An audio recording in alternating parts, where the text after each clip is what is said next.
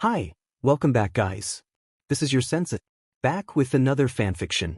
This is the first part of What If Naruto Becomes Shinigami Captain? Now before starting, please give this video a like and subscribe to the channel if you want more videos like this. Now let's get into the fanfic. In the fight with Haku, Naruto made a selfless decision to protect Sasuke.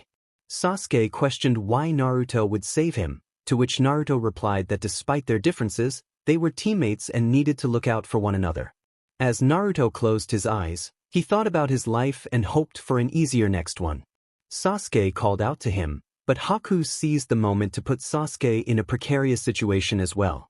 Meanwhile, Naruto found himself in a vast, barren landscape of ice, accompanied by an ice dragon. The dragon urged him to remember his past life, calling him Tōshirō. Confused, Naruto felt a rush of memories flood his mind, causing him pain. He recognized the name and greeted his old companion, Orochimaru. Back in the real world, Haku was about to end her mirror technique when a powerful blue aura erupted from Naruto, releasing an overwhelming spirit pressure that caught everyone off guard. Haku felt the intensity of the pressure and wondered if it was true that people could become incredibly strong when protecting someone precious to them. Zabuza, locked in a stalemate with Kakashi, sensed the change in atmosphere and realized he needed to act quickly. Tazuna and Sakura struggled under the weight of the pressure, feeling faint. Moments later, the aura dissipated, and Haku noticed Naruto's new appearance, complete with a sword. Despite his injuries, Naruto insisted he was fine, reminding Haku that she had placed him in a near-death state just like Zabuza. Haku expressed her concern, urging him to reconsider his actions. However, Naruto remained resolute, ready to confront her.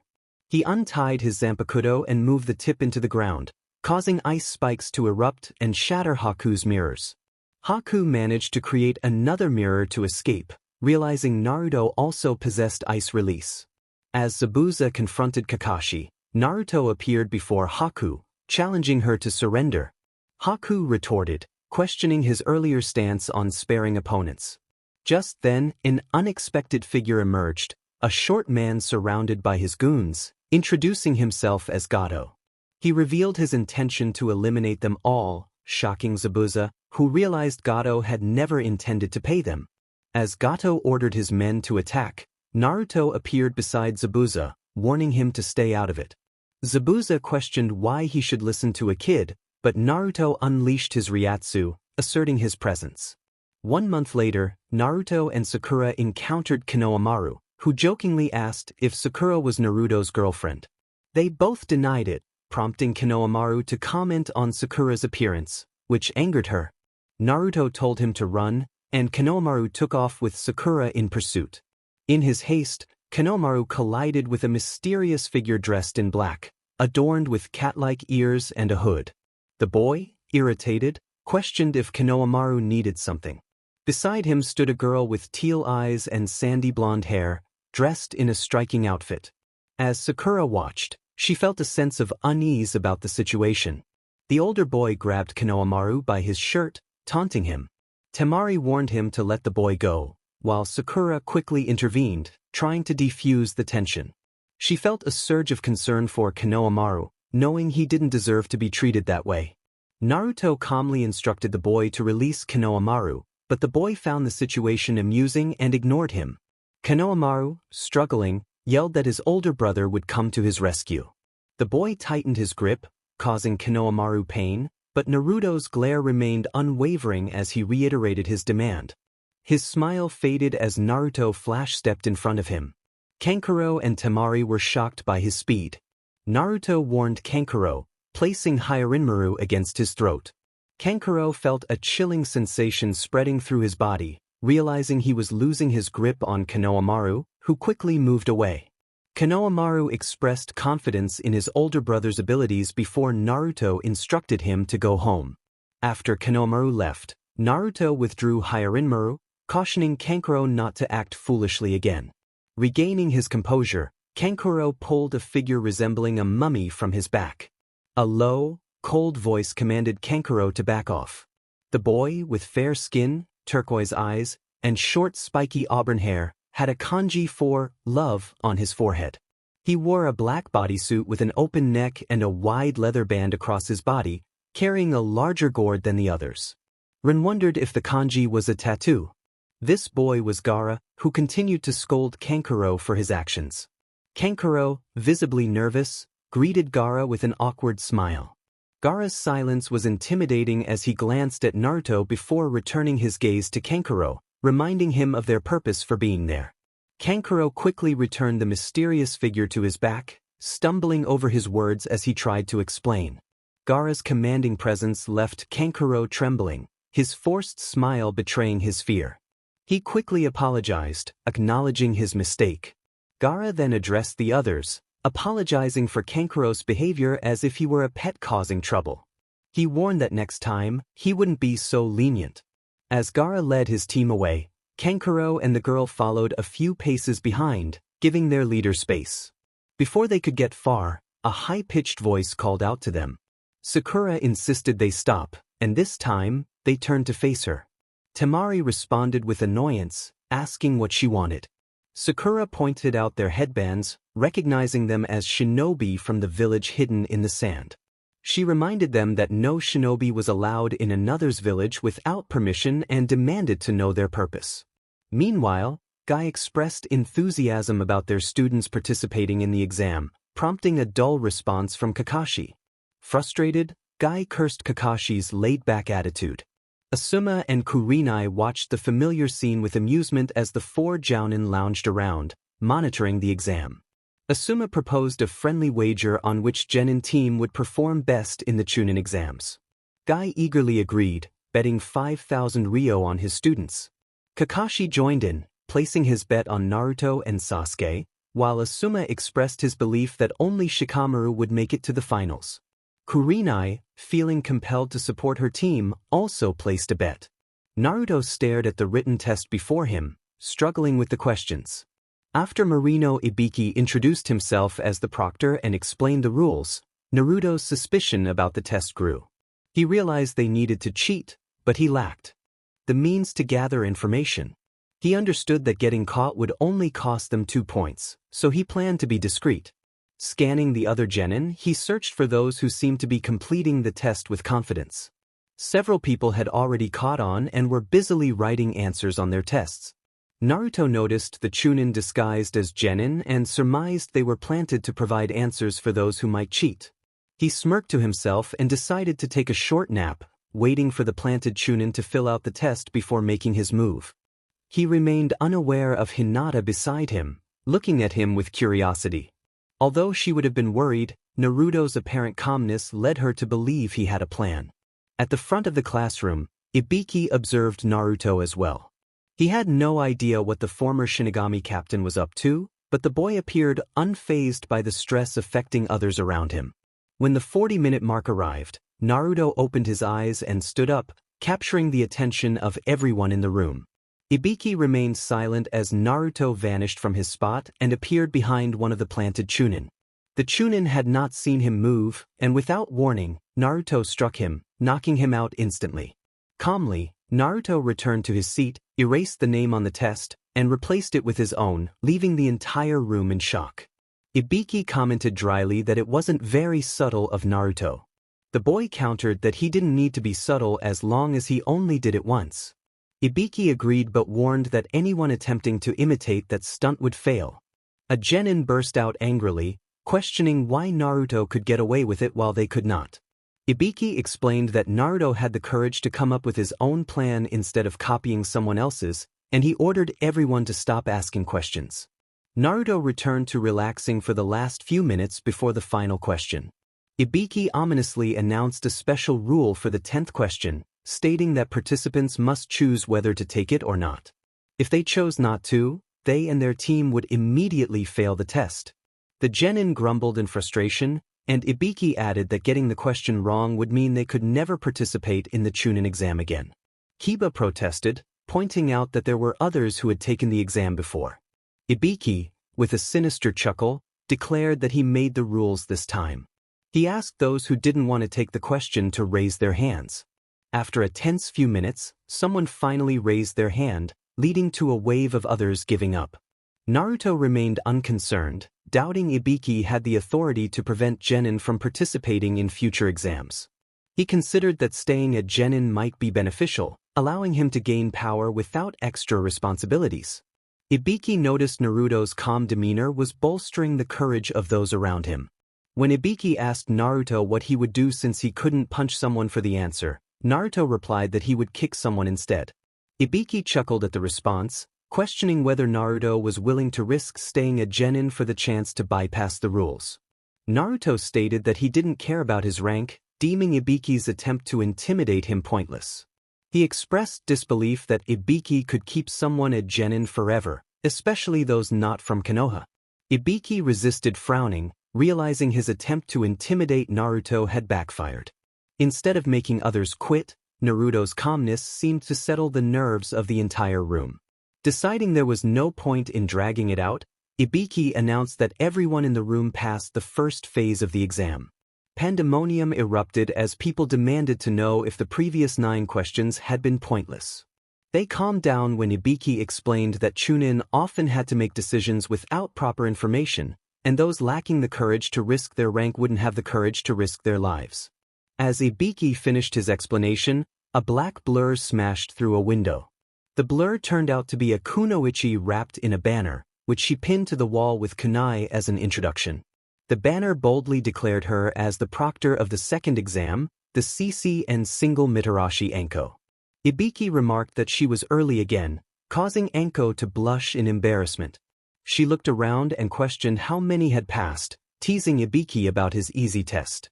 He replied that it could be a stronger group of candidates this year. Anko confidently stated that more than half would be eliminated by the end of her test. Sakura, feeling anxious, asked if more than half would really be eliminated. Anko instructed them to meet her at Training Ground 44 the next day, suggesting they ask their sensei for directions if they didn't know where it was.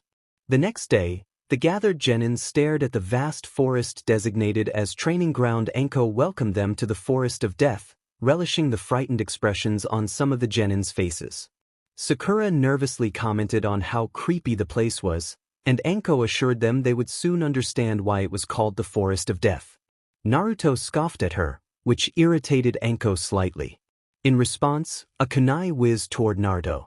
If left alone, the kunai would have cut his cheek open, but instead, it was caught in his hand. Anko suddenly appeared behind him, another kunai in her hand drifting towards his cheek. She whispered in his ear that tough guys like him tended to die in there, and she made a small cut on his cheek. She was shocked when Naruto vanished, and the snake mistress found a blade at her neck. He warned her to refrain from such actions if she valued her life. Anko felt her body freeze at his words, impressed by his weapon. Naruto removed the blade from her neck and strapped his zanpakuto to his side. The other genin looked at him with interest, but he paid them no mind. Anko thought he was interesting as she explained the second test. Later, Naruto decided to hunt for scrolls on his own, easily obtaining them as the other genin were no match for him.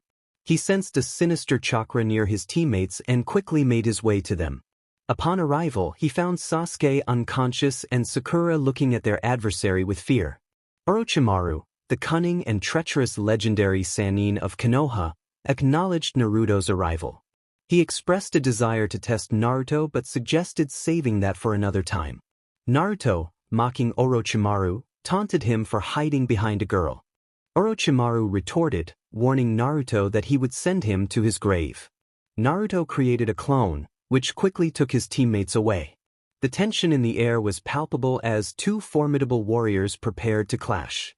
Naruto Uzumaki, the young but powerful former captain of the 10th Division of the Soul Society, faced off against Orochimaru. Naruto stood stoically, his zanpakuto, Hyarinmaru, gleaming in the sunlight, his icy blue eyes locked on his opponent. Orochimaru, with his serpentine eyes and menacing smirk, coiled his long, pale arms, ready for battle. The clash began with Naruto unleashing a flurry of ice shards towards Orochimaru, who effortlessly dodged and countered with a barrage of snakes. Naruto swiftly moved, using his mastery of Shuinpa to evade the serpents and close the distance. As Hyarinmaru clashed with Orochimaru's Kusanagi sword, the 2 combatants exchanged blows that shook the very foundations of the battlefield. The battle raged on, each warrior seemingly evenly matched in skill and power, though Naruto was holding back. Orochimaru acknowledged Naruto's arrogance, finding him interesting. Naruto unleashed a blizzard of ice and snow that threatened to engulf Orochimaru, only for the Sannin to counter with a powerful fire technique. As the clash reached its climax, Naruto unleashed his ultimate technique, encasing Orochimaru in an unbreakable prison of ice. Orochimaru dissolved into mud. He then weaved hand signs and summoned multiple poisonous snakes. In response, Naruto unleashed a devastating attack, the blinding light illuminating the battlefield as ice and snow enveloped Orochimaru and his snakes, freezing him in a moment of defeat. With a sigh, Naruto stood amidst the frozen landscape, his breath hanging in the air as he observed his fallen opponent. The battle was over when Anko arrived at the scene, wondering just who this kid was. Later, Anko asked how Naruto had defeated Orochimaru. He simply replied that he froze him, and with a flick of his wrist, he swung his Zanpakuto, producing a flying slash that shattered the ice prison around them. As Naruto picked up Sasuke, he noticed Sasuke was burning up with a fever. He instructed Anko to take him to a hospital. Anko caught Sasuke and noticed the curse mark on him, realizing that Orochimaru had been after the Uchiha. Naruto then picked up Sakura, and when Anko asked where he was going, he stated he was heading to the tower.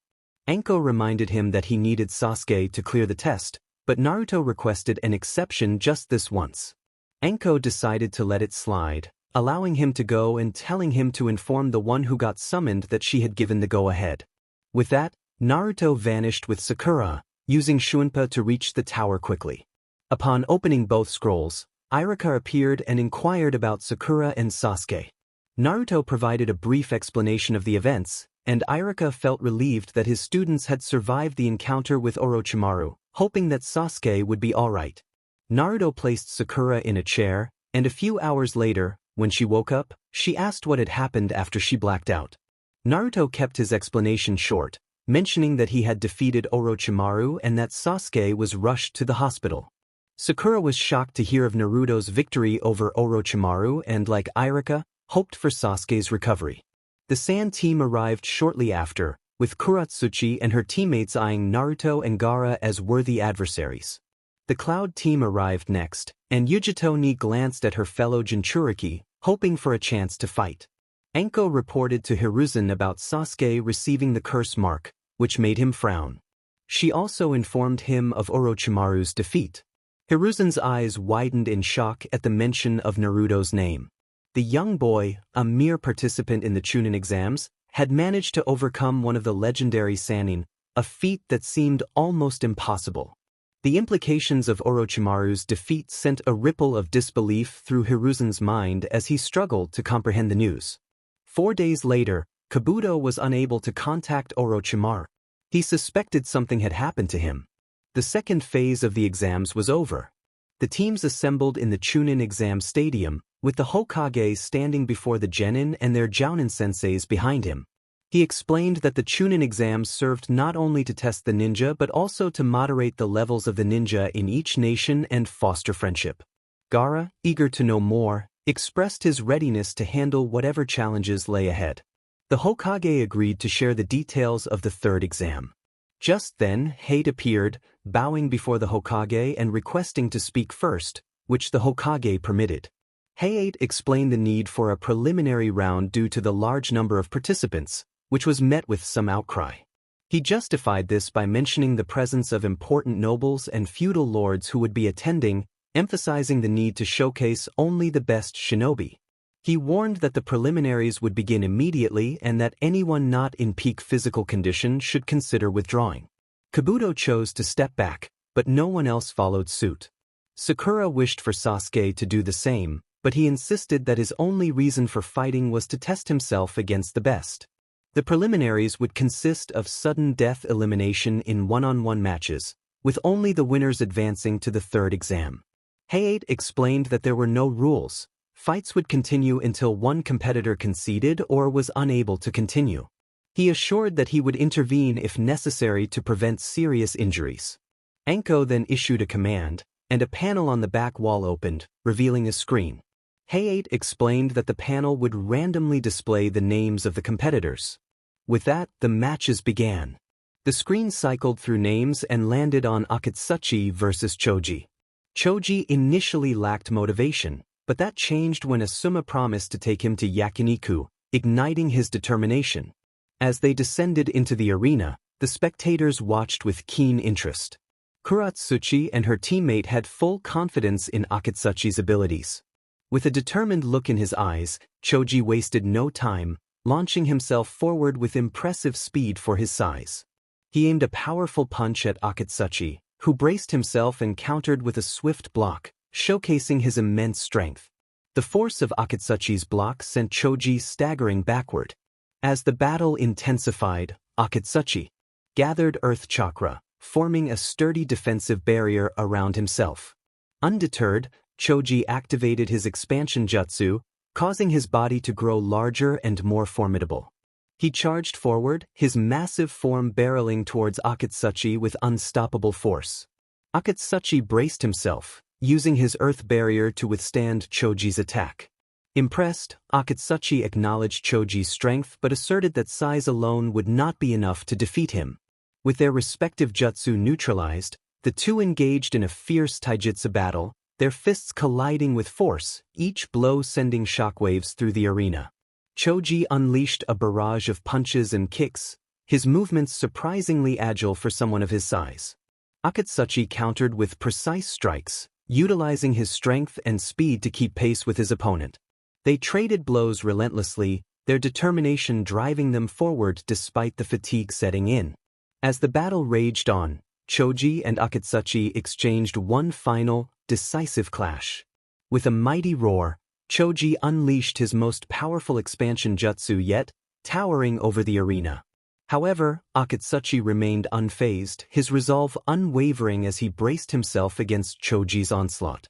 With a swift, well-placed strike, he delivered a blow to Choji's exposed flank, sending the Akimichi crashing to the ground in defeat. As the dust settled and the crowd erupted into cheers, Akatsuchi stood victorious, earning the respect of his opponent and the admiration of the spectators.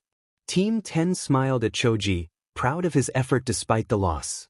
Next up was Temari versus Kuratsuchi.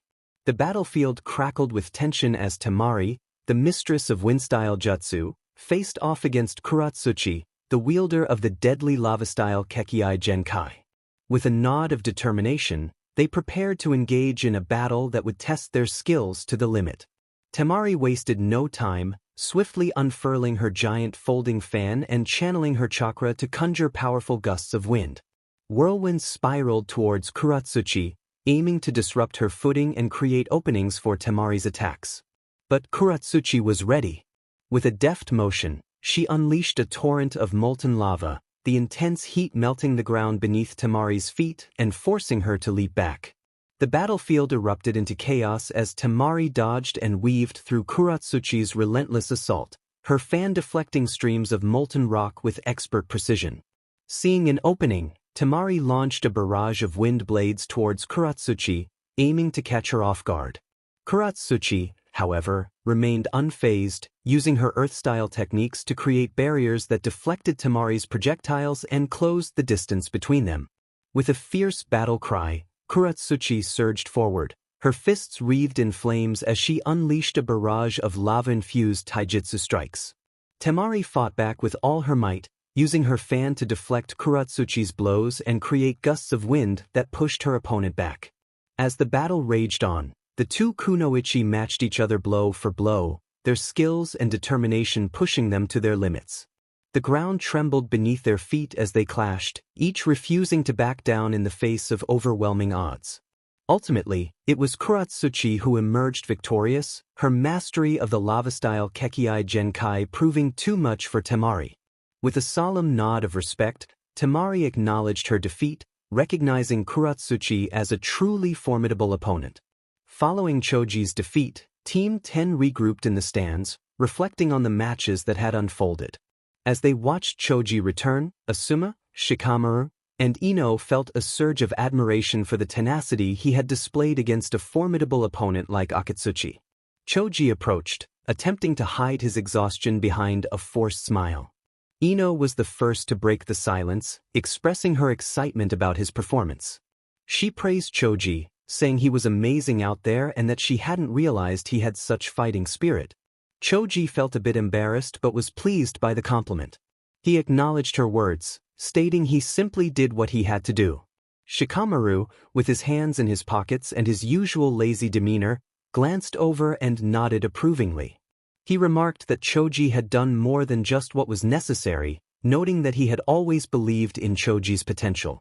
However, he added that it seemed the promise of a good meal afterward was what truly motivated him. The group shared a light laugh, easing the tension that lingered after the intense battle. Choji, not missing a beat, grinned and rubbed the back of his neck, admitting that the thought of the barbecue sensei promised had indeed given him an extra push. Asuma, standing slightly aside with his arms crossed, smiled warmly at his student. With pride in his voice, he told Choji he should be proud of himself, highlighting the courage and strength he had shown.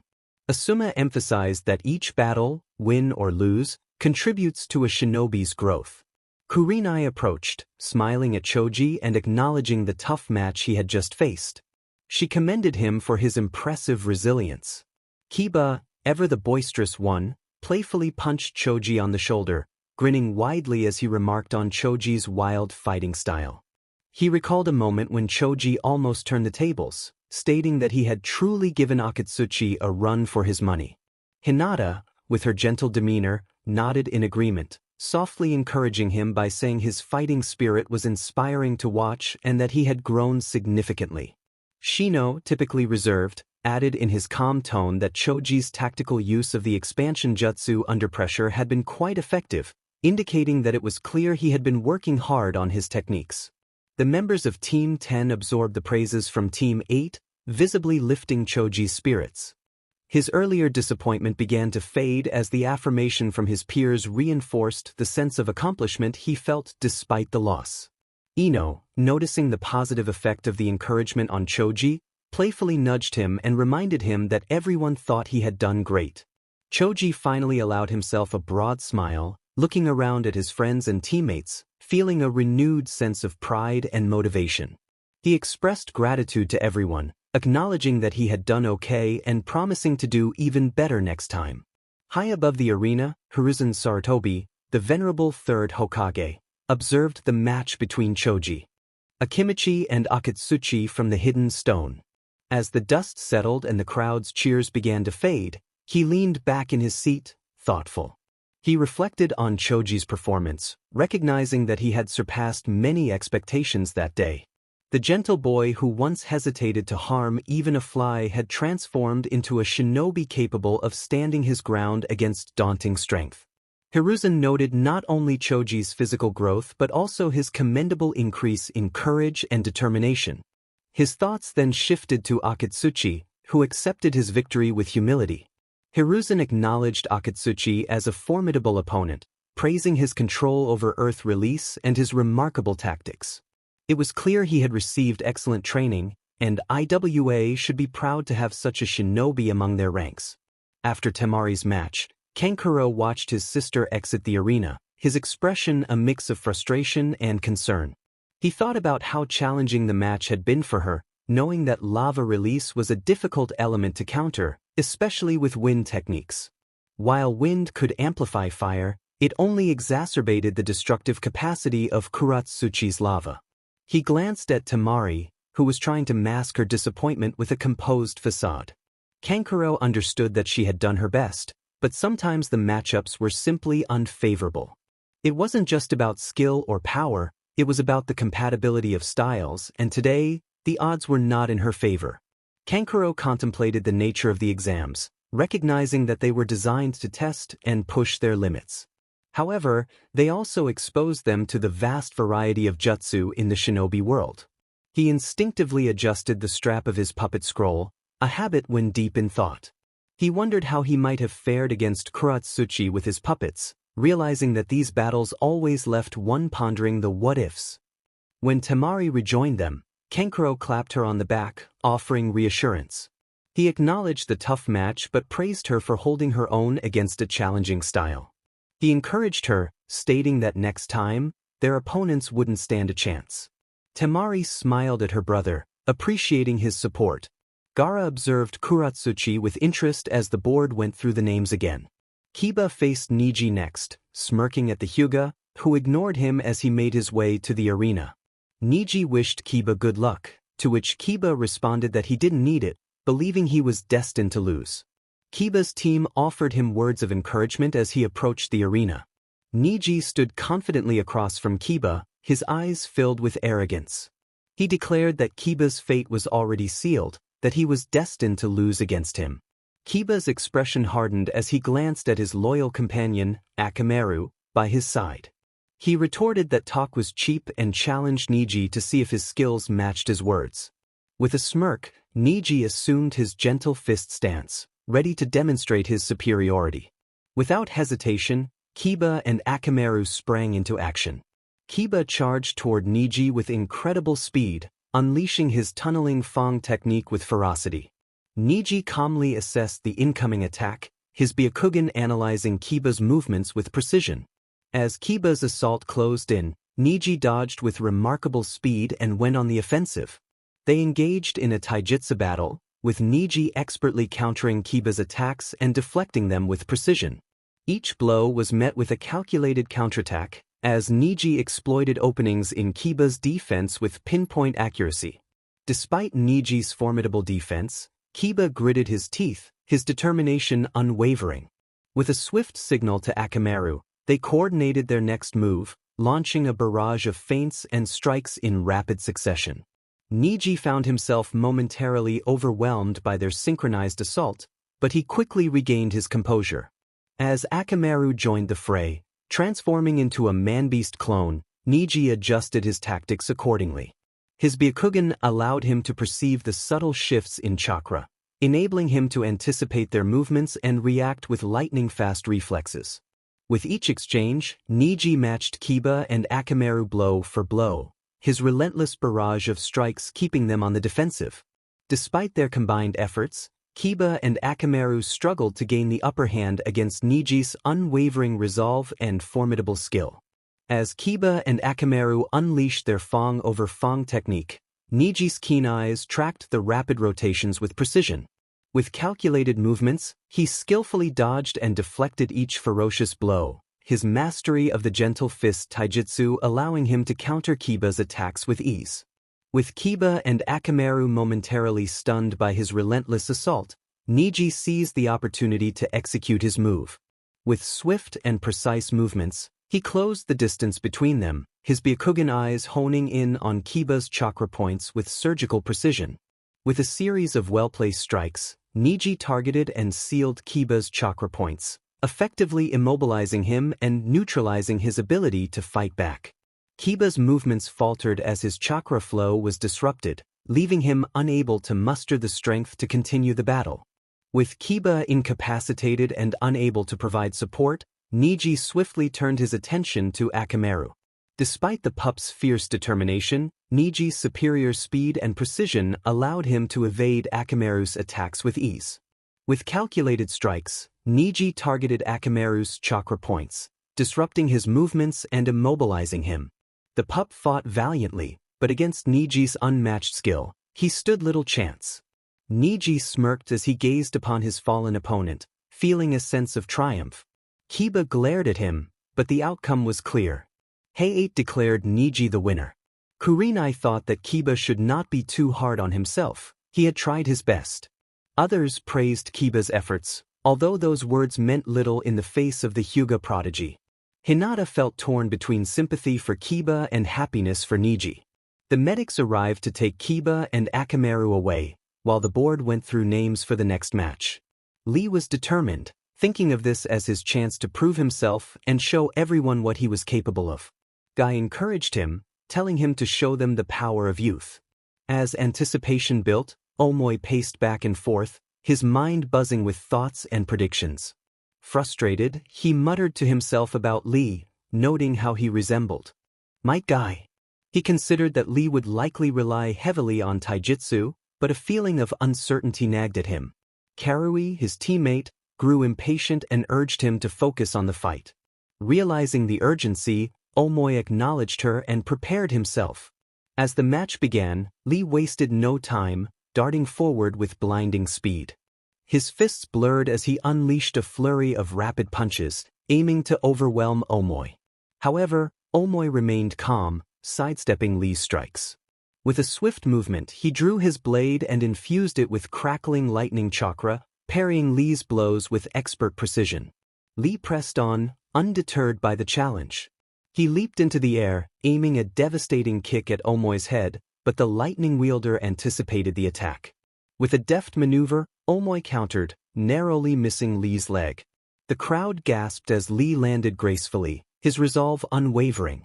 Omoy found himself caught up in the intensity of the moment, analyzing Lee's taijutsu skills aloud, which drew a sharp glance from Karui. She urged him to focus and save the analysis for later. Determined to win, Omoy unleashed a barrage of lightning release techniques, sending crackling bolts of electricity towards Lee from all directions. Lee faced the onslaught head-on, sweat dripping down his brow. With fierce determination, he gathered his strength and focused his chakra. In a flash of green light, he unleashed the power of the 8 gates, his speed and power skyrocketing. The arena trembled as Lee charged forward, his movements a blur. Omoy braced himself, gripping his blade tightly as he prepared for the onslaught. With a thunderous clash, the two shinobi collided, the fierce clash of steel echoing throughout the arena. Omoy's swordsmanship proved to be a formidable defense against Lee's relentless assault. As the battle raged on, Omoy's keen intellect came into play. Sensing an opportunity, he created lightning clones to flank Lee from all sides. Lee remained undeterred, his focus unwavering as he faced the onslaught. With a sudden burst of speed, he unleashed the Leaf Hurricane, his spinning kick cutting through the air with precision. Omoy was ready, intercepting Lee's attack with lightning-fast reflexes. With a swift hand seal, Omoy unleashed a dazzling display of crackling electricity. Lee dodged and weaved through the storm, showcasing his incredible agility. As the battle reached its climax, Lee opened the 4th and 5th of the 8 gates. With a surge of power, his speed and strength increased exponentially, overwhelming Omoy. Summoning his remaining strength, Lee unleashed the Reverse Lotus, his final, desperate attack. With a mighty roar, Lee launched himself at Omoy with all his might, determination shining through. As Lee's Reverse Lotus connected with what he thought was Omoy, he felt a surge of satisfaction coursing through him, believing victory was within reach. However, his triumph quickly turned to shock as the figure before him dissolved into a log, revealing it to be a mere substitution. Before Lee could react, a sudden jolt of electricity surged through the air, and he sensed Omoy's presence behind him. With lightning-fast reflexes, Lee turned to face his opponent, but it was too late. Omoy was already upon him, unleashing a wave of electricity from his hands. The intense shock overwhelmed Lee's senses, leaving him momentarily paralyzed as the electricity surged through his body. As the electricity faded and Lee crumpled to the ground, the arena fell silent, the outcome of the battle now clear. Omoy stood victorious, his intelligence, swordsmanship, and mastery of lightning release techniques proving to be a formidable combination. He bent down to Lee and offered him a handshake, acknowledging the match. Lee, still recovering, shook Omoy's hand, expressing his hope for another chance to fight. The tournament continued, with 7 more battles to go, excluding Sakura versus Ino. Shikamaru would automatically pass due to the draw between Sakura and Ino, a fortunate turn for the lazy Nara. As Lee was taken away by the medics, the others praised both Omoy and Lee for their efforts. Kakashi observed Naruto, who stood with his back to the wall, eyes closed, seemingly uninterested in the matches. Naruto ignored his sensei's comments as the board displayed the next matchup, Karui versus Tenten. Tenten made her way to the arena, while Omoy resumed his commentary, noting that Tenten, being another student of Might Guy, was likely a taijutsu expert like Lee. However, he quickly dismissed that thought, concluding she might not be a taijutsu expert after all. Karui received well wishes from Yujito as she stepped into the arena, their eyes locking in determination. The crowd buzzed with excitement, anticipating an interesting matchup. Tenten kicked off the battle, unleashing a flurry of shuriken, kunai, and explosive tags from her scrolls.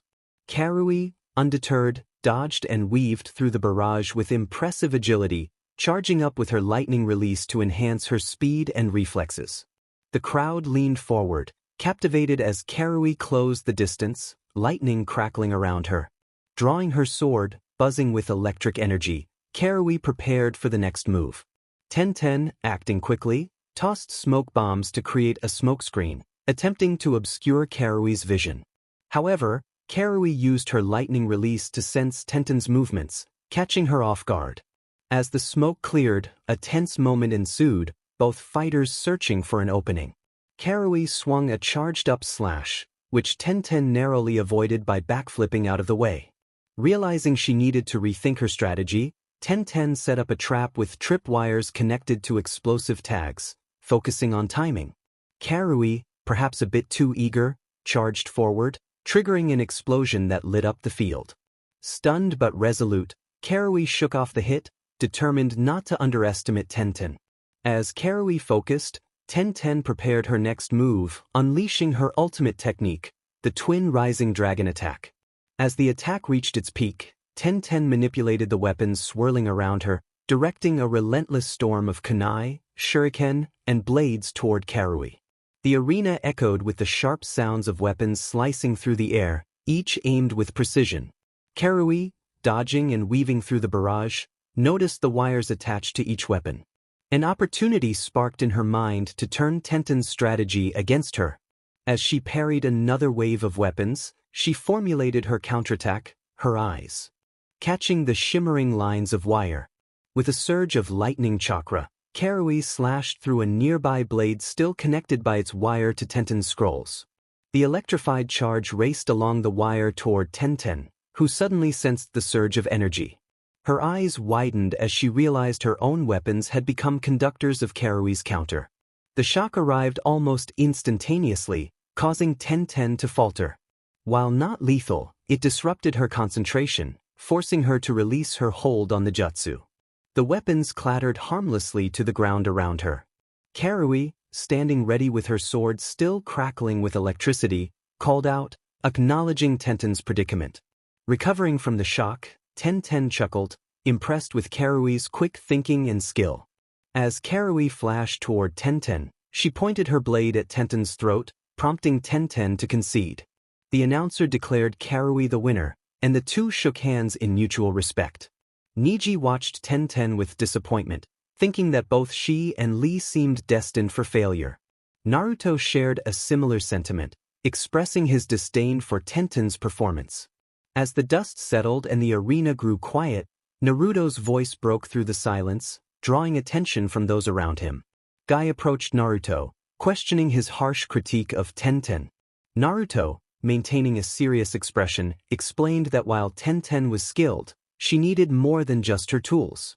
He emphasized the importance of strategy and adaptability for a chunin, suggesting that her reliance on weapons without solid planning would lead to failure. Guy, taken aback by Naruto's bluntness, acknowledged the truth in his words, recognizing that hard work must be directed properly to yield results. Naruto felt it was his responsibility to encourage Tenten to improve, to recognize her weaknesses and transform them into strengths. As he confronted Guy, his gaze drifted toward Kakashi, who stood a short distance away, observing the scene with his usual calm demeanor. Frustration surged within Naruto. The arena fell silent as Naruto's words resonated. Tenten clenched her fists, a mix of anger and determination igniting in her eyes. Although Naruto's critique was harsh, it served as a challenge that she was now resolved to accept. After Tenten was attended to by the medics, the board announced the next match, Naruto vs. Yujito. Yujito regarded her fellow Jinchuriki with caution as Naruto approached the arena, calm and composed. As Naruto passed Sasuke, he noticed Sasuke's narrowed eyes filled with determination. Sasuke urged him not to lose, his voice low and intense. Naruto, with a cold tone, assured him that he had no intention of losing. The spectators were eager to see how this fight would unfold. With the proctor's voice ringing out, the match began, and both fighters sprang into action. Yujito closed the distance in an instant, unleashing a flurry of attacks that Naruto skillfully blocked. Impressed, Yujito narrowed her eyes and extended her fingers, transforming her nails into sharp claws. With a fierce grin, she slashed at Naruto, who defended himself with his arms. Though he managed to block most of her strikes, the claws tore through his clothing, leaving light scratches on his skin. Naruto retaliated with a series of kicks and punches aimed at her vital points. While Yujito evaded some of his strikes, a few landed, causing her to wince. The two continued to exchange blows, neither gaining the upper hand. Recognizing the stalemate in their taijutsu bout, Yujito leapt back, weaving a series of hand signs. She unleashed her fire style, Fireball Jutsu, sending out blue flames. Naruto responded by activating his Shurikai, calling forth his icy dragon at the tip of his blade. He swung the weapon, sending a wave of ice toward Yujito's flames. The two elements collided fiercely, steam rising as fire met ice. Yujito pressed forward, her hand ablaze with blue flames, launching relentless strikes at Naruto. In response, he created ice pillars using his Senin Hyro technique to block her advances. Switching tactics, Yujito formed new hand signs and unleashed her lightning release, Thunderclap, sending a bolt of lightning toward Naruto. He countered by swinging his sword, firing multiple ice projectiles that intercepted the lightning, resulting in an explosion of energy and ice shards. Yujito was not finished. She summoned her fire release, Blazing Lion, a massive lion made of blue flames that roared to life and charged at Naruto with fierce intensity. In response, Naruto swung his blade once more, conjuring another ice dragon. Naruto grew taller, his stature increasing significantly to mirror the matured form of Tōshirō Hitsugaya in his Bankai state. This physical change added an imposing presence to his already formidable aura. As the medics tended to Yujito and the ice vanished from Naruto's overwhelming display, the tension in the arena remained. The board flickered, and the next names appeared: Sasuke Uchiha versus Kankuro. Sasuke, standing at the edge of the railing, felt the weight of expectation bearing down on him. Naruto's overwhelming display of power had set a new standard, and Sasuke knew that everyone, including himself, would be measuring his performance against it. He clenched his fists and took a deep breath, questioning how he could possibly top that. He had to show them all that he was just as strong, no, stronger. Kakashi walked by Sasuke and warned him not to use his jutsu or Sharingan. If the curse seal took over, he would have to intervene. Sasuke felt a surge of fear at the thought of being unable to fight. Sasuke stood with his eyes narrowed, ready for the impending confrontation. Across from him, Kankuro, the puppet master from Sunigakure, held the strings of his puppet Karasu, prepared to engage. Kankuro flicked his fingers, and Karasu sprang to life, dashing towards Sasuke with eerie, mechanical movements. Sasuke tensed, knowing he couldn't rely on his jutsu without risking the curse mark taking over. He had to depend solely on his physical prowess and taijutsu. Temari thought not to underestimate Kankuro, while Sakura worried about Sasuke. Naruto returned to the wall and leaned against it, his eyes closed again. The others didn't approach him when he returned to the stands. Naruto wasn't in the mood for questions, so he released his pressure. Kankuro thought about how to handle Sasuke, planning to keep his distance and wear him down with poison attacks. Karasu's mouth opened, and a volley of poison needles shot toward Sasuke. He leaped to the side, narrowly avoiding the needles that embedded themselves in the sand behind him, sizzling with poison. Sasuke realized he had to stay out of range of those needles. One hit could mean the end of the fight. He needed to close the distance and disable that puppet. Sasuke darted around the arena, using his speed to stay one step ahead of Karasu's attacks. The puppet's arms extended, revealing hidden blades coated with poison. Sasuke weaved and ducked, avoiding each swipe. Kankuro smirked, confident that Karasu's poison would eventually catch up to Sasuke. Kankuro pulled Karasu back slightly, and the puppet's torso split open, releasing a cloud of poison gas. Sasuke's eyes widened as he quickly retreated, holding his breath to avoid inhaling the toxic fumes. Circling around the gas cloud, Sasuke kept a watchful eye on Karasu, noticing a slight delay in Kankuro's movements. indicating the direction he was pulling the strings. He dashed forward, feinting to the left before darting to the right, aiming to close the distance between him and Kankuro. Kankuro focused, determined not to let Sasuke get too close. Karasu intercepted, firing another round of poison needles. Sasuke anticipated the attack, flipping over the puppet and landing behind it. He sprinted towards Kankuro, but Karasu quickly turned, blocking his path with its arm blades. Sasuke knew he had to disable Karasu to reach Kankuro. He dodged a blade swipe and landed a powerful kick on one of Karasu's joints, causing the puppet to stutter momentarily. Taking advantage of the brief opening, Sasuke unleashed a flurry of taijutsu strikes, targeting Karasu's critical points. Kankuro realized the danger and pulled Karasu back, but Sasuke was relentless. He sidestepped another volley of poison needles and continued his assault, breaking off one of Karasu's arms with a well-placed kick. With Karasu partially disabled, Sasuke saw his chance. He sprinted past the puppet, aiming directly for Kankuro. Kankuro tried to back away, but without Karasu's full protection, he was vulnerable. Sasuke closed the distance, delivering a powerful punch that knocked Kankuro to the ground. Kankuro attempted to control Karasu with one hand, but the puppet was too damaged to be effective. Sasuke pinned Kankuro down, his eyes burning with determination. It was over. Sasuke launched Kankuro into the air with a powerful uppercut. As Kankuro ascended, Sasuke leaped up after him, determined to finish the fight with his new technique. Mid-air, Sasuke delivered a rapid series of punches and kicks, each strike connecting with precision. Kankuro, unable to defend himself, was battered by the relentless assault. Sasuke then twisted his body, delivering a final, powerful kick that sent Kankuro plummeting to the ground. Kankuro crashed into the arena floor with a resounding impact, creating a cloud of dust and debris. He lay there, defeated and unable to continue the fight. Sasuke landed gracefully, breathing heavily but victorious. He had managed to overcome Kankuro's deadly puppet and finish the battle with his new technique. Kakashi thought to commend Sasuke on his performance. Ino celebrated Sasuke's victory, while Sakura felt a wave of happiness for him. However, Shikamaru sensed something was off, pondering whether Sasuke had held back just to show off or if he was unable to use jutsu. Shino, Shikamaru, and Omoi reached a similar conclusion. Sasuke felt a surge of pride, having overcome Kankuro's puppet without using his jutsu. This was just the beginning. The fight showcased Sasuke's adaptability, resilience, and determination, marking another step on his path to becoming stronger. Naruto opened his eyes, slightly impressed with Sasuke.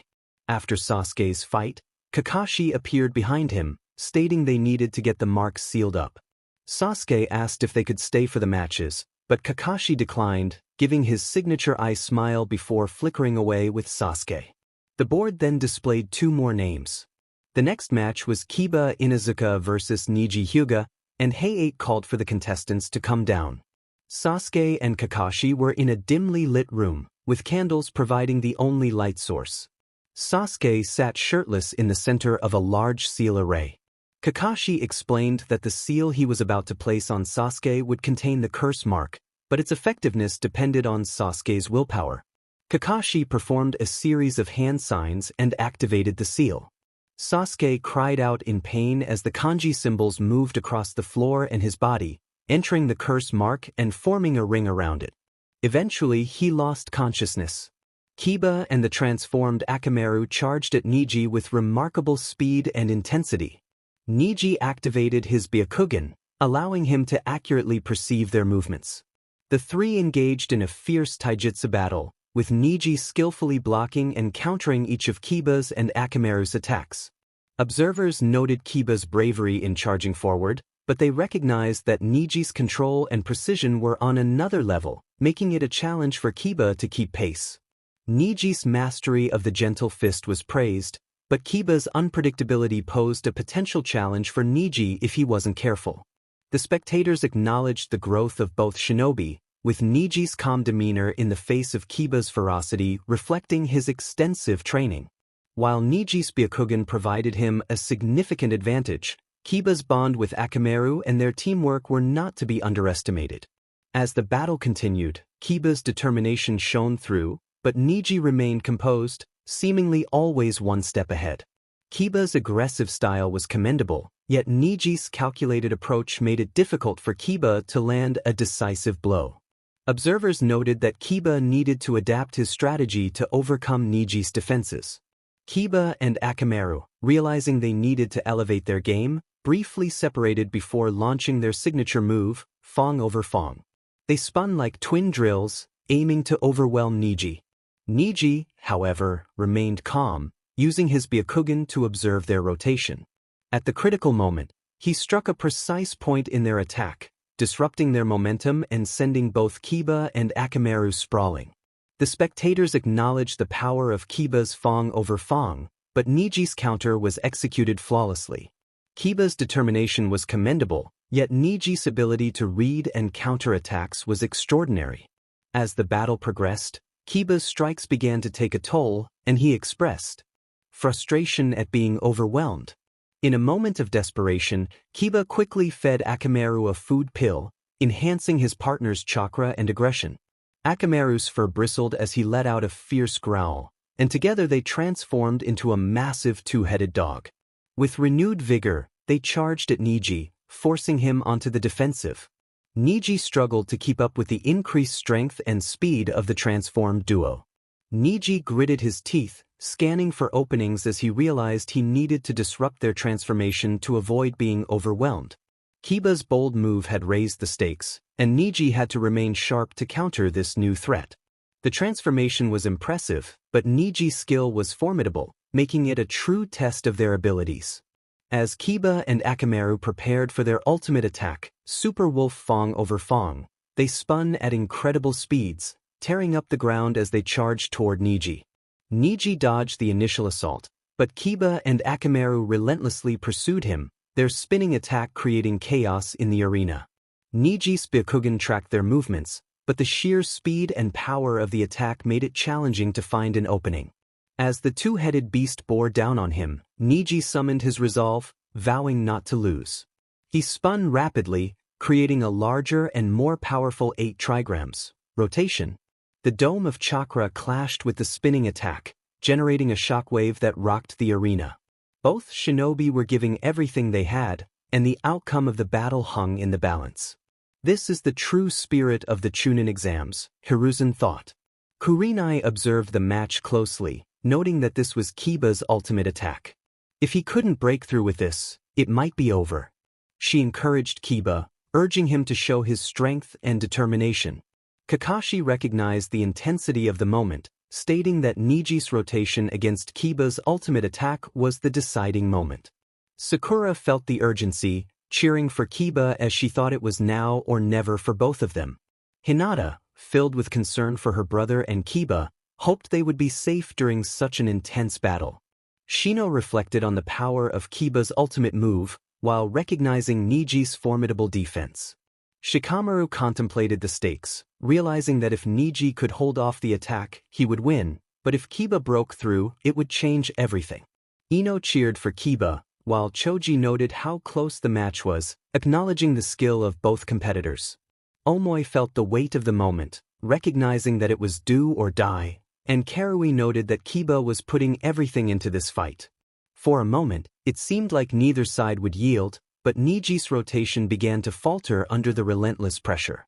Summoning the last of his strength, Niji focused his chakra and attempted to push back with a final burst.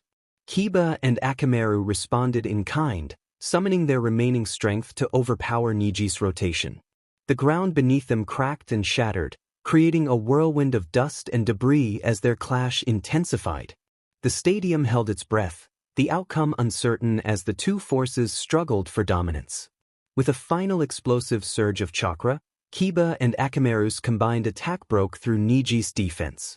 The collision of their ultimate attacks created a massive shockwave, sending Niji flying backward. He hit the ground hard, the force of the blast leaving him unable to stand. Kiba and Akamaru, though exhausted and barely able to move, remained standing. The proctor stepped forward, raising his hand to declare the winner, Kiba Inuzuka. Kurenai acknowledged Kiba's victory, noting that he had beaten Niji. Kiba, though drained, managed a triumphant smile, having proven his strength and determination against a formidable opponent. As Kiba and Akamaru were helped off the field, Kiba looked back at Niji, acknowledging the challenge they had faced. Niji, though defeated, nodded in acknowledgement, understanding that the path to becoming a Chunin was still long. This battle had shown both of them just how much they had grown and how much further they still had to go. The spectators leaned forward, eager to see the clash between the Hyuga heiress and the Kunoichi from the Hidden Sound Village. Kiba cheered for Hinata, encouraging her to show what she was made of. Kurenai reminded Hinata to believe in herself, noting how hard she had trained for this moment. Shino advised her to stay calm and focused, urging her to use her Byakugan to its fullest. Hinata nodded and entered the arena, taking a deep breath as her Byakugan activated, veins bulging around her eyes. She scanned Kin, taking note of the bells attached to her opponent's senbon needles. Across the arena, Kin smirked, confident in her ability to disorient and defeat Hinata. As the proctor called for the match to begin, Kin wasted no time, flinging several senbon towards Hinata, the bells tinkling eerily as they flew through the air. Hinata's Byakugan tracked the needles, and she deftly dodged them, her movements graceful and precise. However, the sound of the bells began to play tricks on her senses, causing the arena to warp and twist around her. Kin's smirk widened as she saw Hinata falter, her genjutsu starting to take effect. Kin taunted Hinata, throwing more senbon to exploit her disorientation. Hinata shook her head, trying to clear the ringing from her ears.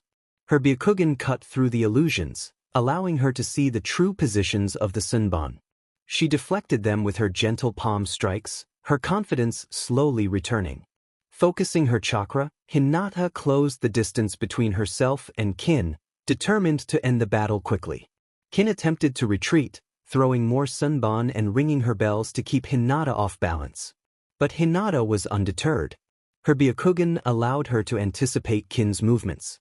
With a burst of speed, she closed the gap and delivered a series of precise strikes to Kin's chakra points. Kin gasped as her chakra flow was disrupted, her limbs feeling heavy and unresponsive. She tried to counter with a desperate swing of her kunai, but Hinata deftly blocked it, delivering a final, powerful strike to Kin's midsection. Kin crumpled to the ground, her body refusing to obey her commands. She looked up at Hinata, disbelief in her eyes. The arena fell silent for a moment before erupting into cheers and applause. Hinata stepped back, breathing heavily but standing tall. She had faced her fears and emerged victorious. The proctor raised his hand, declaring, "Hinata the winner."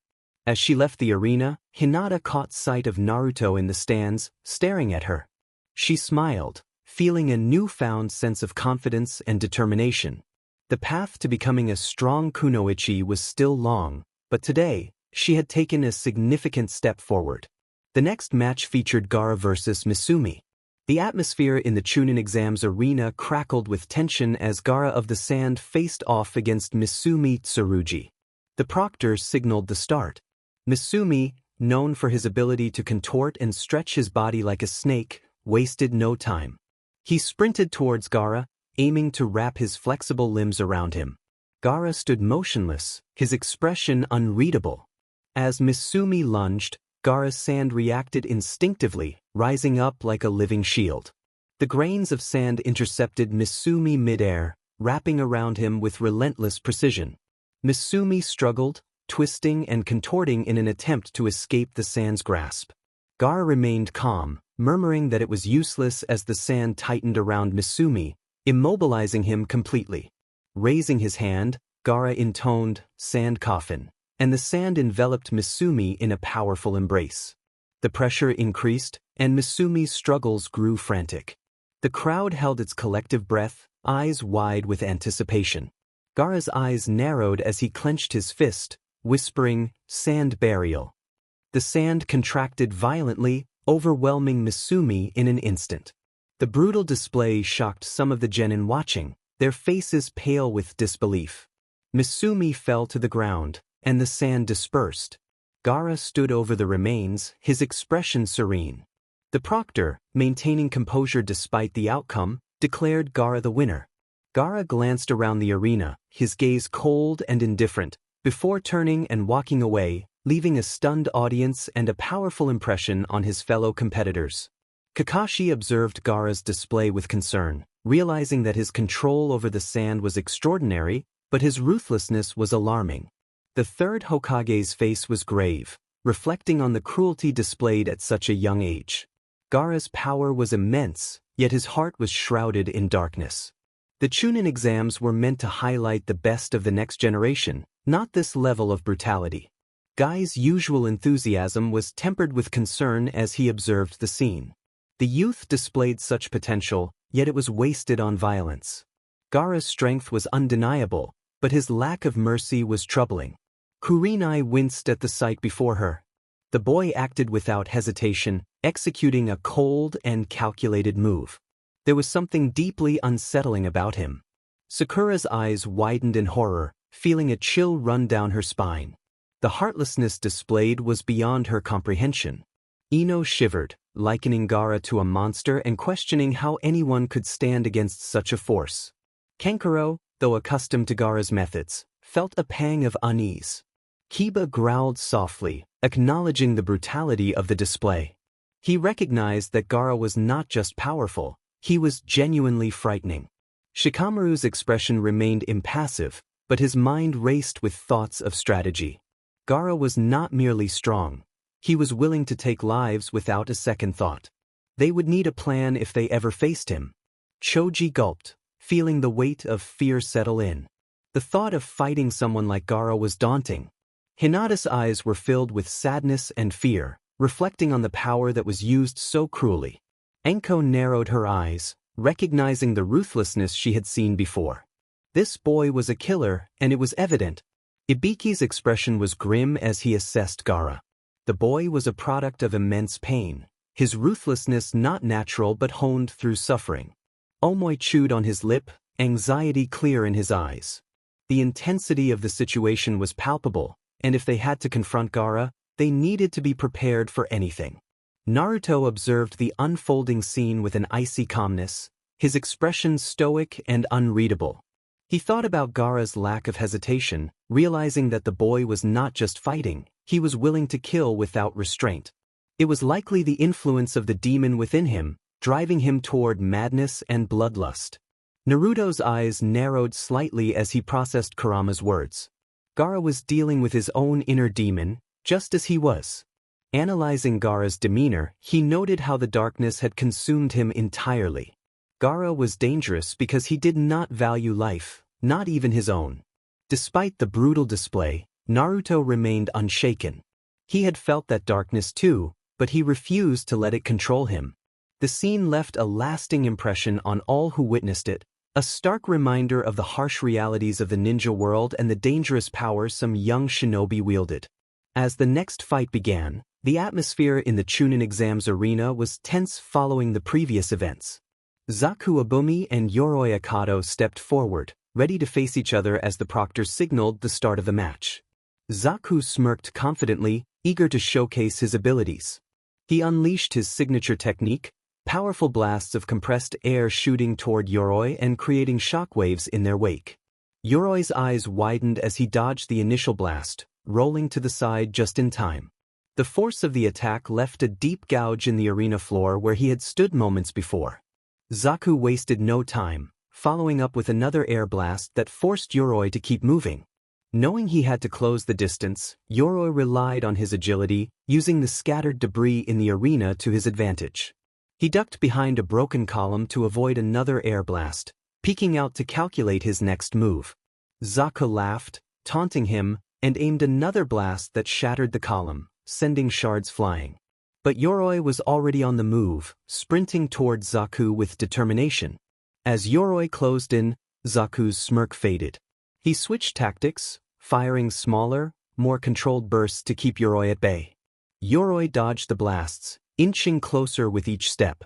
He lunged at Zaku, hands outstretched to grab him, but Zaku sidestepped at the last moment. Yoroi's fingers grazed Zaku's arm, and he felt a strange sensation as his chakra began to drain. With a growl, Zaku retaliated, aiming a point-blank air blast at Yoroi. The force sent Yoroi skidding backward, Yet he managed to maintain his footing, breathing heavily. Zaku clutched his arm, feeling the effects of the chakra drain. He admitted that Yoroi was tougher. Then he appeared but vowed he was not finished yet. Determined to end the battle, Zaku prepared his strongest attack, concentrating his chakra until the tubes in his arms glowed with energy. He released a massive air blast aimed directly at Yoroi, the overwhelming force pushing him back and making it difficult to stay on his feet. Seeing his chance, Zaku unleashed a rapid succession of smaller air blasts, each one hitting Yoroi with precision. The relentless assault crumbled Yoroi's defenses, pushing him further back and preventing him from closing the distance. With one final, powerful blast, Zaku sent Yoroi crashing to the ground. Yoroi tried to stand, but his body was too weakened from the continuous barrage. Zaku walked over, standing tall over his fallen opponent as the proctor stepped in to declare him the winner. Yoroi lay on the ground, defeated and exhausted, while Zaku basked in the glory of his hard-fought triumph. The next fight was announced, and anticipation hung thick in the air as Kaito faced off against Dosu Kinyuda, the sound ninja with his resonating echo speaker. Dosu started the match with his usual calm demeanor, focused on Kaito. He challenged Kaito, raising his resonating arm. Kaito responded by slamming his hands onto the ground, causing the earth to rise and form a protective barrier around him. He declared his intent to turn the ground beneath Dosu into his worst enemy. Dosu wasted no time, activating his resonating echo speaker. A high-pitched sound wave burst forth, vibrating through the air and hitting Kaito's earthen barrier, causing cracks to form, but Kaito's defense held strong. Kaito retaliated by manipulating the ground beneath Dosu, causing it to ripple and buckle. Dosu leaped into the air, avoiding the worst of the attack. He landed with a roll and immediately sent another sound wave toward Kaito. Kaito shifted tactics, creating an earthen spike that shot out of the ground, aimed directly at Dosu. Dosu sidestepped, the spike grazing his arm, but he remained focused.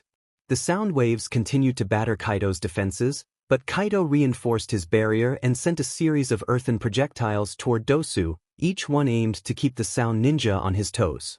Dosu deftly dodged, but he was being forced into a defensive position.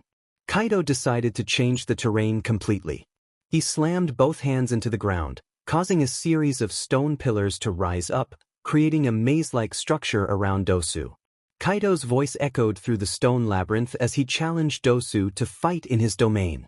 Dosu's eyes narrowed as he activated his resonating echo speaker at full power, the sound waves reverberating through the stone pillars and causing them to shake. Kaito braced himself, aware that his opponent was trying to disrupt his control over the battlefield. Moving swiftly through the maze, Dosu used the echoes to locate Kaito, finding him at the center with his hands still on the ground. With a burst of speed, Dosu closed the distance, his resonating arm ready to strike. Sensing Dosu's approach, Kaito raised a thick stone wall between them, but Dosu's sound wave shattered it instantly. The shockwave momentarily stunned Kaito, providing Dosu with the opening he needed. Dosu struck Kaito directly with his resonating echo speaker, the sound waves piercing through Kaito's defenses and disorienting him. Kaito staggered, struggling to regain his footing, but Dosu's continuous assault left him no time to recover. With one final, powerful blast from his resonating echo speaker, Dosu sent Kaito crashing to the ground. The stone ninja attempted to rise, but his strength was spent, and the effects of the sound waves left him disoriented. The proctor stepped in, declaring Dosu the winner. The crowd erupted in applause as Dosu stood over his fallen opponent, his resonating arm humming with residual energy. Kaito lay on the ground, defeated but having fought valiantly. Dosu nodded in respect before turning to leave the arena, the victory his to claim. Akatsuchi acknowledged Kaito's effort, noting that they would need to prepare better for opponents like Dosu in the future. Akatsuchi agreed, emphasizing the need to learn from this battle and find ways to counter such unique abilities. Both shared a sense of pride in Kaito's performance while understanding the lessons to be learned from the experience. They recognized that the Chunin exams were as much about learning and adapting as they were about winning. The next match featured Shino versus Shikamaru. The two contestants stepped forward into the arena, and it was rare to see two such promising young minds face off. Hiruzen remarked that their tactics would be fascinating to watch. Asuma encouraged Shikamaru to show his true potential, while Ino urged him not to be lazy. The proctor raised his hand, signaling the start of the match. Shino immediately sent a swarm of Kikeichu buzzing from his sleeves, spreading out to cover the battlefield. Shikamaru stood his ground, eyes narrowing as he assessed the situation. Shikamaru formed the ram hand sign and activated the shadow imitation technique. His shadow extended toward Shino, who skillfully dodged while his bugs moved to encircle Shikamaru. The bugs reached Shikamaru, attempting to drain his chakra. He leaped backward to avoid the swarm, but the insects pursued him relentlessly. Shikamaru found the situation troublesome and quickly formulated a plan, scanning the arena for anything useful. As Shino's insects closed in, Shikamaru pulled out a kunai with an attached paper bomb, hurling it at Shino. Shino dodged, but the explosion disrupted the bug formation momentarily. Taking advantage of the confusion, Shikamaru extended his shadow again, manipulating it to blend with the shadows of the debris from the explosion. Shino noticed the shadow too late, and the tendrils wrapped around his legs, binding him in place. Shikamaru smirked, feeling confident in his victory. However, Shino remained calm. His body dissolved into a mass of Kikeichu, revealing an insect clone. The real Shino appeared behind Shikamaru, his bugs swarming in for another attack. Shikamaru jumped forward, narrowly escaping the swarm. He landed and quickly threw several shuriken, which Shino deflected with a kunai. However, Shikamaru's true aim became clear as he used the shuriken to extend his shadow's reach. Shikamaru's shadow shot forward, connecting with Shino's. He successfully immobilized Shino, who conceded the impressive maneuver. Knowing he had to act quickly, Shikamaru prepared to use the shadow neck binding technique. However, Shino's insects began to swarm toward him again, threatening to break his concentration. Shikamaru's shadow tightened around Shino's neck, but the Kikeichu were relentless, draining more of Shikamaru's chakra and weakening his hold. Realizing he was running out of time, Shikamaru pushed through the exhaustion and decided to throw another paper bomb at Shino. The explosion sent both ninjas flying, breaking Shikamaru's shadow hold. Shikamaru landed hard, panting, while Shino stood up slowly, equally exhausted. Both were battered, but neither was willing to give up. The crowd held its breath as Shikamaru stood up, dusting himself off. He glanced at Shino, then sighed deeply, feeling the weight of the battle.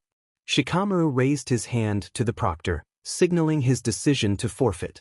The crowd gasped, and the proctor stepped forward, surprised. Shino nodded respectfully, acknowledging Shikamaru's effort. Shikamaru shrugged, smirking as he admitted he simply didn't have the energy to keep dealing with Shino's bugs. Kakashi reflected on Shikamaru's incredible ability to think ahead, noting that strategy alone wouldn't win battles. Hiruzen smiled, recognizing the exceptional skill displayed by both ninjas.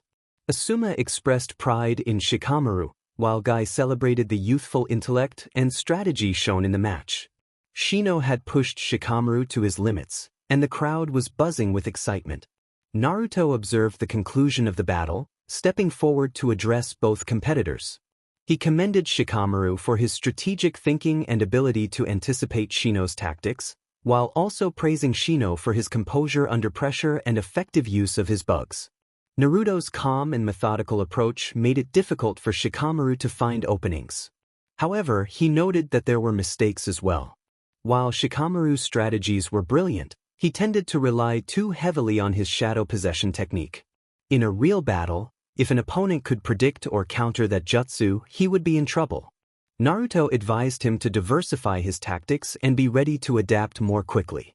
He then turned to Shino, addressing the Aburame clan member. Shino's bugs were a powerful tool, but he needed to be more unpredictable in their deployment. Shikamaru had been able to read Shino's movements too easily. Naruto encouraged him to think outside the box and use his insects in ways that would catch opponents off guard. After pausing to let his words sink in, Naruto concluded that it had been a great battle overall.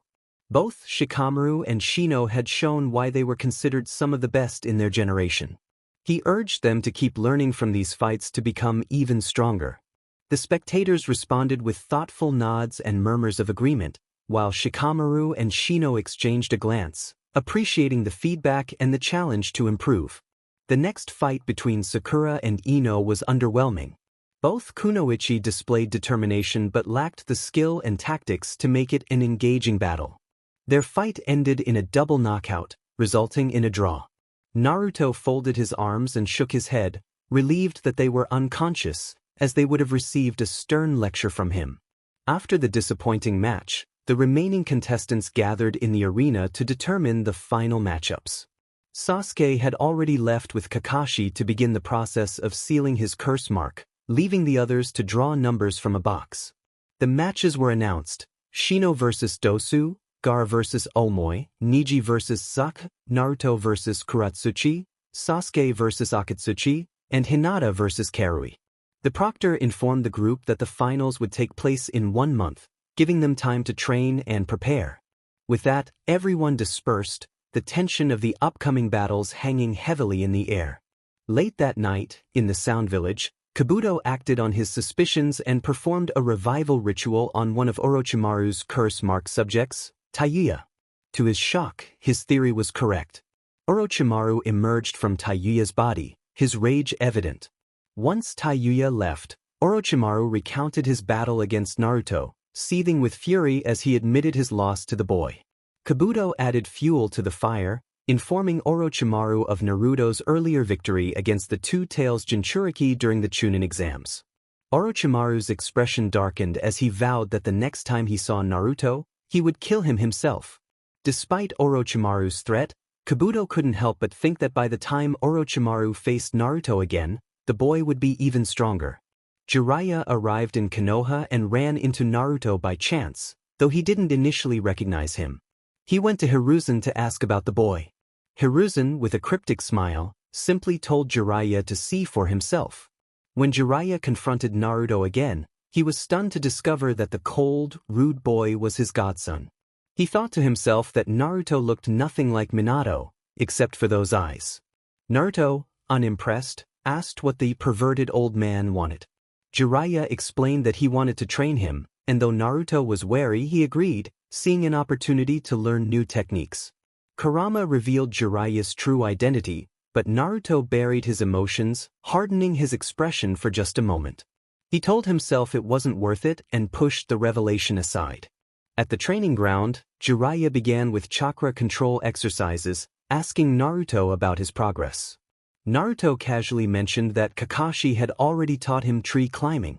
Jiraiya moved to water walking, but Naruto declined. When pressed for a reason, Naruto channeled his Ryoryoku to his feet and leaped into the air, hovering effortlessly. Jiraiya gawked in disbelief, realizing Naruto was standing in the air. Recovering from his shock, Jiraiya offered to teach Naruto the summoning jutsu, explaining that it would allow him to summon toads. Naruto, uninterested, declined. Jiraiya's eye twitched in frustration, wondering why Naruto had even agreed to train with him if he wouldn't cooperate. As Naruto turned to leave, he stated that if Jiraiya didn't have anything valuable to teach him, they were done. Desperate, Jiraiya asked if Naruto had ever sensed another presence within him. Naruto responded by placing his hand near his stomach, where his seal had once been. Red energy began to form, transforming into a blade. Kurama's sealed form was revealed as a crimson katana with a hilt resembling a fox's head, its eyes glowing ominously. Jiraiya was speechless, realizing that Naruto had turned the fox's chakra into a sword. Naruto explained calmly that the fox was no longer sealed, he was now Naruto's blade. Jiraiya was left in awe, understanding that Naruto had tamed the Nine Tails in a way no one ever had. As Naruto turned to leave again, Jiraiya showcased the Rasengan, piquing Naruto's interest. Jiraiya explained the steps to mastering the technique, including rotation, power, and compression, and handed Naruto a set of balloons to begin his training. That night, Jiraiya visited Hiruzen, still processing everything he had seen. He asked why Naruto didn't look like he did as a kid, admitting that he had occasionally spied on his godson in the past. Hiruzen explained Naruto's transformation in the Land of Waves, detailing how the boy had gained ice powers and how his demeanor had grown colder and more mature. Jiraiya's thoughts immediately went to the blade tied to Naruto's back, realizing it must have been the ice blade. Hiruzen continued, revealing that Naruto had killed Orochimaru. Jiraiya was stunned, wondering what had triggered such a drastic change in his godson. Finally, Jiraiya asked if Hiruzen knew the Nine Tails was no longer sealed in Naruto. Hiruzen froze, panic flashing across his face. Jiraiya quickly reassured him, explaining that the fox had become Naruto's blade. Hiruzen, still shaken, muttered that Naruto was already a monster with that ice blade, and with the fox as his weapon, he would be unstoppable. Jiraiya could only agree, wondering just how powerful Naruto would become. Over the course of 2 days, Naruto mastered the Rasengan, much to Jiraiya's shock. Not only did Naruto demonstrate mastery over the technique, but he also created a new variant of the Rasengan by infusing it with his ice powers. The result was a Rasengan that shimmered with frost, leaving a chilling mist in its wake. Jiraiya, impressed and bewildered, couldn't hide his curiosity any longer and casually brought up that he had heard Naruto had killed Orochimaru. Naruto, his expression unreadable, simply nodded in confirmation. Jiraiya expressed his desire to test Naruto's strength for himself. Naruto's icy gaze met Jiraiya's challenge, and he coolly acknowledged it, resting his hand on the hilt of Kurama's blade, ready to indulge him. The training ground was still, save for the faint sound of wind brushing through the trees.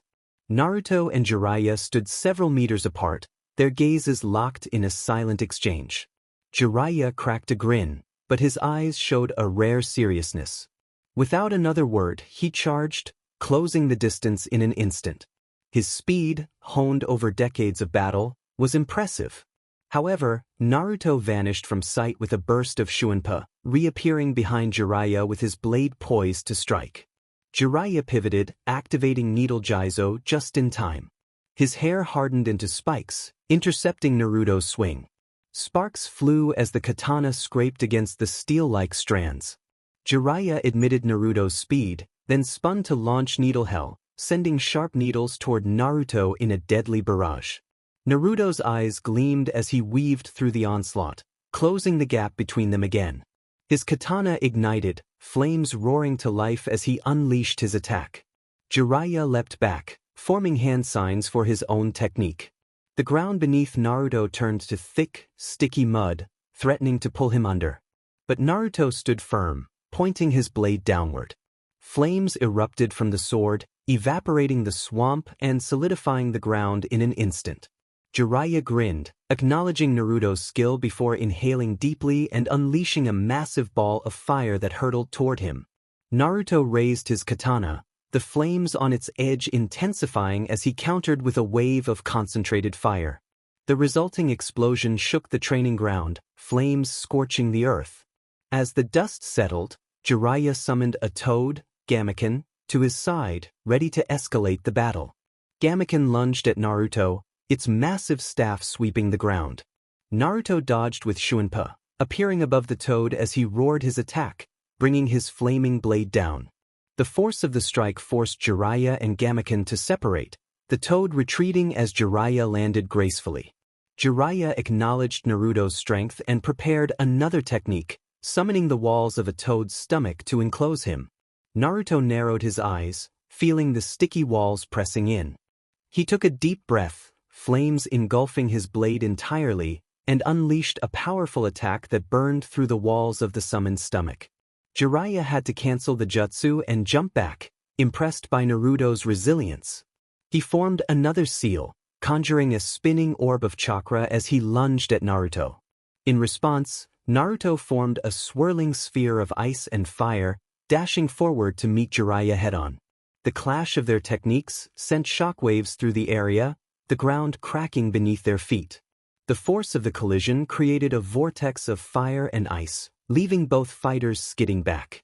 Jiraiya dusted himself off, his grin widening as he acknowledged Naruto's guts and prepared to push him further.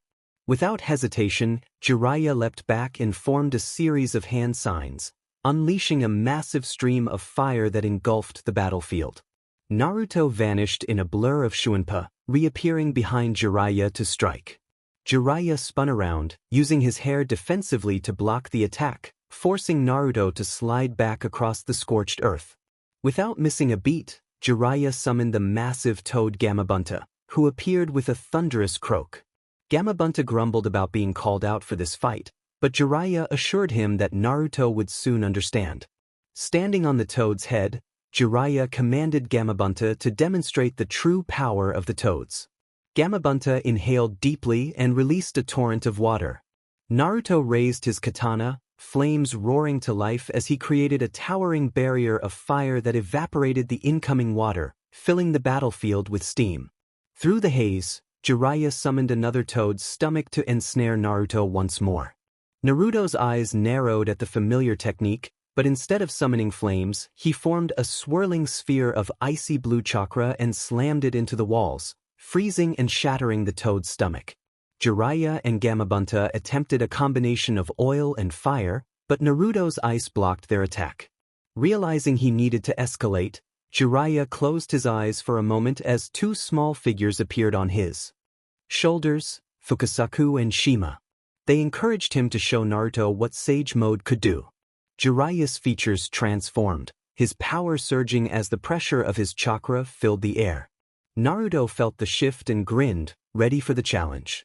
Jiraiya disappeared, moving faster than Naruto had ever seen. In an instant, he was in front of Naruto, slamming his hand forward to unleash a massive Rasengan. Naruto infused his katana with fire and swung upward, creating an inferno that clashed with Jiraiya's attack. The sheer power forced Naruto to leap back to avoid being overwhelmed. Jiraiya pressed the attack, summoning Gamaken midair to pin Naruto down. However, Naruto cut through the staff with flames, forcing Gamaken to retreat. Jiraiya, undeterred, formed more hand signs and unleashed a combination of fire and wind that surged toward Naruto like a tidal wave. Bracing himself, Naruto gripped his katana tightly, flames surrounding it as he prepared to counter the oncoming inferno. He raised the sword above his head, calling forth Kurama's wrath. As he swung the blade downward, a massive wave of fire erupted, splitting the incoming inferno in half. The shockwave from the clash sent both combatants skidding back, the ground beneath them scorched and cracked. As the smoke cleared, Jiraiya stood with a rare look of pride on his face, acknowledging Naruto's strength. He remarked that Naruto was stronger than he had anticipated, but insisted that their battle was far from over. Naruto sheathed his katana, his expression calm, indicating that he was equally determined to continue. The battlefield was a smoldering war zone, with cracks webbing across the scorched earth and remnants of their previous attacks still burning faintly. Smoke billowed into the sky, carrying the heat of their relentless exchange. Jiraiya wiped a bit of sweat from his brow, his Sage Mode-enhanced senses focused on Naruto. He admitted that Naruto was impressive but cautioned him not to get cocky, as the fight was still ongoing. Naruto remained silent, his katana resting at his side, flames crackling around the blade. His golden eyes flickered with excitement, and he would have been disappointed if the battle had ended too soon. Fukasaku and Shima observed Naruto warily from Jiraiya's shoulders, warning him not to let his guard down, as Naruto had more tricks up his sleeve. Jiraiya grinned, confident that he had tricks of his own. In an instant, Jiraiya blurred forward, his speed amplified beyond human limits. Naruto barely had time to react before Jiraiya's fist drove toward his gut. He managed to raise his sword in time, but the sheer force of the punch sent him skidding backward, his feet digging trenches into the ground. Jiraiya followed up with a spinning kick to Naruto's ribs, sending him airborne. The moment Naruto hit the ground, Jiraiya was already above him, his palms glowing as he prepared his next move. With a powerful sage art, Jiraiya descended like a meteor, intent on overwhelming Naruto with raw sage-enhanced force. Naruto's instincts kicked in as he moved his katana into the ground, channeling flames through it, creating a column of fire that erupted from the earth. Jiraiya had to adjust mid-air, twisting and landing gracefully before lunging again. Naruto twisted mid-air, regaining control just before landing, but Jiraiya was already upon him. With a monstrous axe kick, Jiraiya struck down, the force causing the air to ripple. Naruto crossed his blade over his arms, reinforcing it with flames. The impact was tremendous, creating a crater beneath him as he struggled against Jiraiya's overwhelming strength. His legs buckled, but he gritted his teeth, refusing to give in. With a powerful kick, Jiraiya sent Naruto soaring into the air. His hair extended like 1,000 razor-sharp projectiles, converging on Naruto in a barrage. In response, Naruto flipped midair, flames igniting around his body as he activated his flame cloak ember step, weaving through the deadly needles with unpredictable movements. Then he vanished. Jiraiya's eyes widened in surprise as Naruto reappeared behind him, swinging his blade in an arc. Reacting instantly, Jiraiya expanded his hardened hair to intercept the fiery strike, sparks flying as fire met steel-like strands. But Naruto was not finished. He unleashed a concentrated explosion of flames from his blade, forcing Jiraiya to leap back. Naruto landed, flames still crackling around him, and acknowledged Jiraiya's strength. Jiraiya, determined to turn the tide, began weaving hand seals for a powerful jutsu. He slammed his fingers onto the ground, invoking a gravity bind that crashed down on Naruto, slowing his movements as if an invisible weight had been placed upon him. The ground cracked beneath him as he struggled against the pressure. Jiraiya smirked, taunting Naruto to see how he would move now. Shima and Fukasaku joined in, weaving their own jutsu to further restrain Naruto. The ground rippled as slimy toad-like appendages shot upward, wrapping around his limbs and disrupting his chakra flow. Naruto gritted his teeth, feeling the combined techniques bear down on him. Kurama's voice echoed within him, urging him to unleash his full power. Despite the pressure, Naruto remained defiant, insisting that he could win without it. Kurama's voice rumbled, insisting that holding back was an insult and demanding he unleash his Bankai. Jiraiya, observing Naruto's struggle, warned him that the fight would end if he couldn't break free. With a sharp exhale, Naruto relented. The air around him ignited as a fiery aura exploded from his body, the heat so intense that even Jiraiya had to take a step back. His katana dissolved into pure energy, merging with his form. Naruto's appearance shifted dramatically. His white hair flickered like flames, fox-like ears formed atop his head, and 9 fiery tails swirled behind him, brimming with untamed power. His nails sharpened into claws, and his blue eyes became slitted, enveloped in a cloak of blazing energy. Jiraiya tensed, taken aback by the transformation. Naruto's voice echoed, layered with Kurama's, as he declared his Bankai. With a mere flex of his power, the gravity bind shattered, and the toad restraints burned away in an instant. Naruto vanished again, and Jiraiya barely had time to react before an explosion of flames erupted behind him. Naruto stood there, arm extended, the aftershock of his attack sending tremors through the ground. Jiraiya winced, feeling the sting of a fresh gash across his chest. Shima and Fukasaku gasped in concern, but Jiraiya, despite the injury, grinned, realizing he would have to get serious as well. He slammed his hands together, his markings turning crimson as his sage mode surged to a higher level. Chakra roared around him, causing the earth to tremble beneath his might. He raised one hand, chakra swirling into a massive, glowing sphere. The enormous Rasengan cast a blue glow over the battlefield. Naruto's expression turned cold as he raised both hands, forming a sphere of pure destruction between them. The energy condensed violently, flames and chakra merging into a molten orb of power. Both warriors lunged at the same time. When the Rasengan and the Beast Bomb collided, the battlefield erupted in a cataclysmic explosion. Flames and chakra intertwined, consuming everything in a blinding inferno. The ground shattered, shockwaves rippled outward, uprooting trees, and the sky itself seemed to tremble. For a moment, there was silence. Then, as the dust began to settle, Jiraiya was kneeling, panting heavily, his sage mode flickering. His arms trembled, burns scattered across his body. Naruto stood a few meters away, his Bankai still active, flames slowly calming around him. Jiraiya let out a weak chuckle, acknowledging Naruto's strength and calling him a monster. Naruto exhaled, his flames dimming, and remarked that Jiraiya was still standing, making him just as formidable. Jiraiya grinned, ready for whatever came next. Silence lingered between them for a moment before Jiraiya fell backward, laughing heartily. He admitted that Naruto had bested him. Naruto sheathed his spiritual flames, watching as the fiery energy dissolved and his katana reformed in his grip. His ears and tails faded, returning him to his normal appearance. Kurama scoffed from within, boasting that what Naruto had displayed was merely a fraction of his true power. Naruto sighed in response, acknowledging the comment with a hint of familiarity. Fukasaku and Shima hopped off Jiraiya's shoulders, both appearing exhausted. Fukasaku remarked on the intensity of the moment, while Jiraiya gazed at Naruto, his grin widening with pride. He recognized how far Naruto had come, noting that he had grown stronger than Jiraiya could have ever imagined. The ice dragon collided with the flaming lion, creating a spectacular explosion of steam and fire. As the mist cleared, Naruto and Yujito faced each other.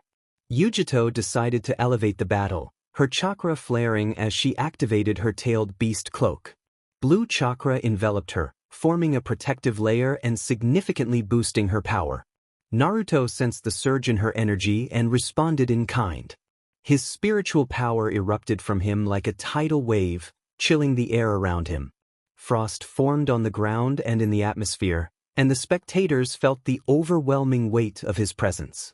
Yujito charged at Naruto with newfound speed and strength, her movements enhanced by the tailed beast cloak. She unleashed a combination of fire, lightning, and physical strikes, each blow infused with the power of the two tails. Naruto met her attacks head-on, using his ice abilities to amplify both his defense and offense. Snowflakes began to fall as Naruto called forth his technique, each one glowing faintly as it descended toward Yujito. She intensified her flames, melting the snowflakes before they could touch her, but the sheer number was overwhelming. Realizing she needed to unleash her full power, Yujito transformed partially into her tailed beast form, blue flames and lightning intertwining around her. The crowd gasped as the massive figure of the two tails loomed in the arena. Gaara found the situation intriguing, noting the presence of another Jinchuriki. Kuratsuchi was shocked that Yujito revealed her status in such a public setting, questioning her judgment. Kakashi felt concern, wondering if Naruto could handle this level of power. Asuma shared the sentiment, recognizing the potential danger of a Jinchuriki in the exams. Hiruzen considered the complications introduced by another tailed beast, pondering the thoughts of the Kazekage and Reikage. Kurenai was surprised by Yujito's risk in revealing her power, questioning whether Naruto could overcome her. Shikamaru found the situation fascinating, curious about how Naruto would respond. Shino acknowledged the unexpected transformation as a true test of Naruto's capabilities. Sakura felt a wave of fear, worried about Naruto's chances against her. Sasuke was left questioning the nature of Yujito's power. Despite the intensity of the battle, Naruto's expression remained calm. He called forth his ultimate technique, declaring, Bankai, Daiguren Hyarinmaru.